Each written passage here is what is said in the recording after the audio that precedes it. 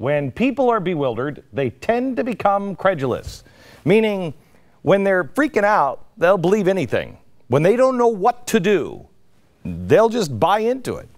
That was a warning from Calvin Coolidge in 1930 at the beginning of the Great Depression.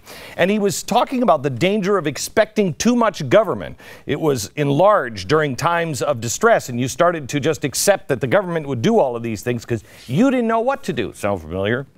The professional agitators, the community organizers, the race hucksters, they understood this all too well when Coolidge said this, and I think they still do. It's not a mere coincidence that all of the usual suspects descend on the scene of every national outcry.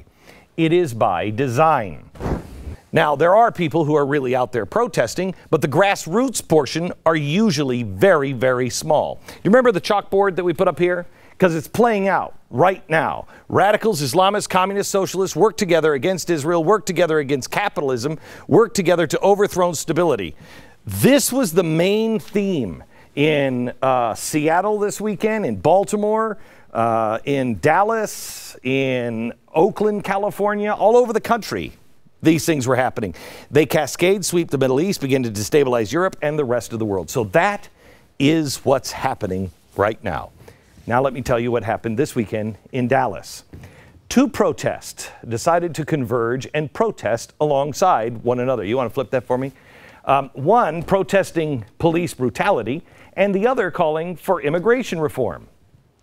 Well, now what do those two things have in common? One's immigration reform and one's police brutality. Well, who organized them? Well, the first one was organized by Mothers Against Police Brutality. That sounds good. I like moms. It's Mother's Day this week. And the other is Texas Organizing Project.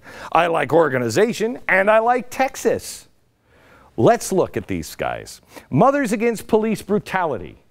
Who are they? Partners. First with code pink. Uh-oh. Sounds familiar again.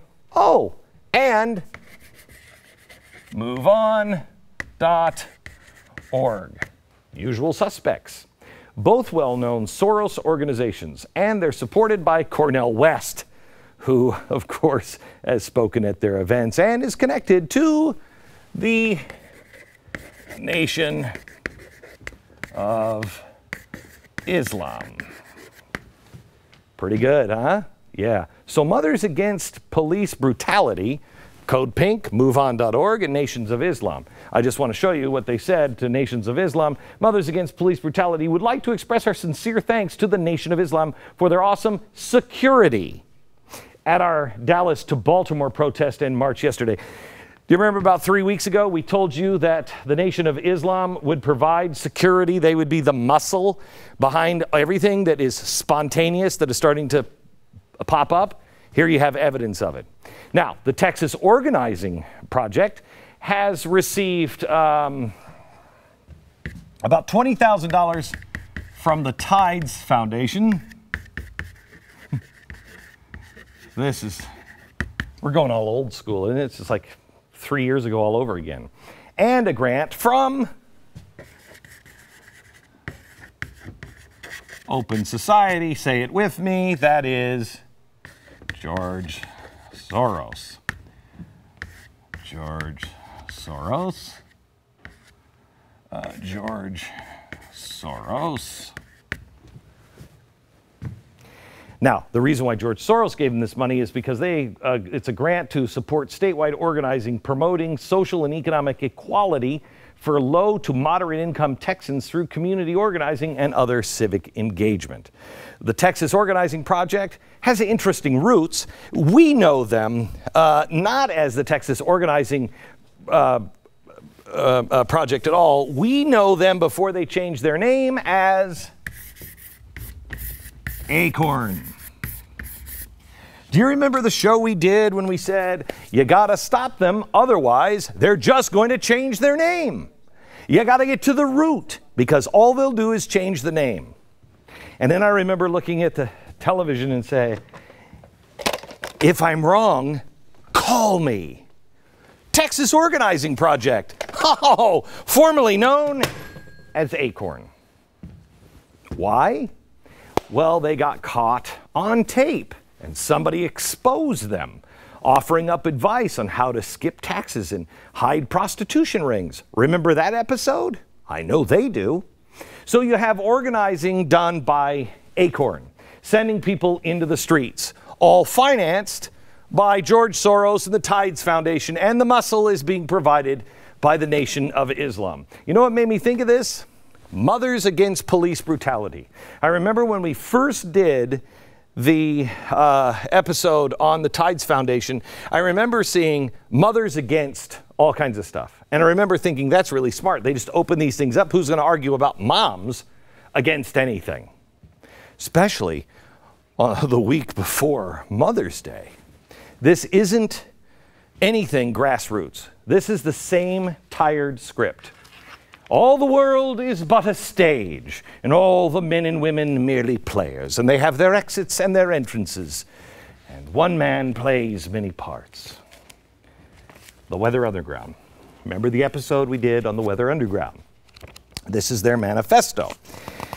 And what did they say in their manifesto? Well, first, the goal of a revolutionary struggle must be the control and the use of this wealth in the interest of the oppressed peoples in the world. So that's their goal, to control the wealth of this empire and to redistribute it. The goal is destruction of the U.S. imperialism and the achievement of a classless world, world communism. All righty. And the third part is, when the bourgeois' interest is for fighting imperialism on a particular issue, but not for overthrowing it and replacing it with socialism, it is still contributing to revolution to that extent, not to some intermediate thing which is not imperialism and not socialism. Someone not for revolution is not for actually defeating imperialism either, but he still can and should unite with them on particular issues.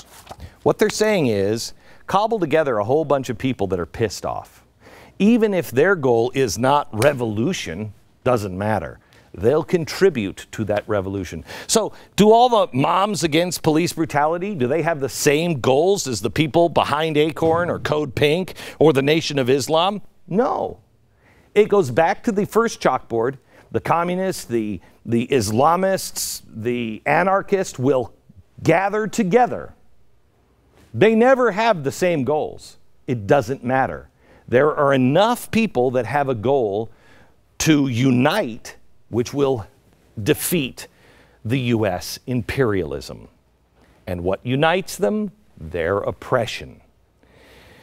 The game plan here from the Weather Underground was to literally go around and make sure people understand they're oppressed, and then cobble them together into groups. If together they can take you one step closer to the progressive utopia or global communism, great. And this is what is actually happening on the streets every time one of these protests light up.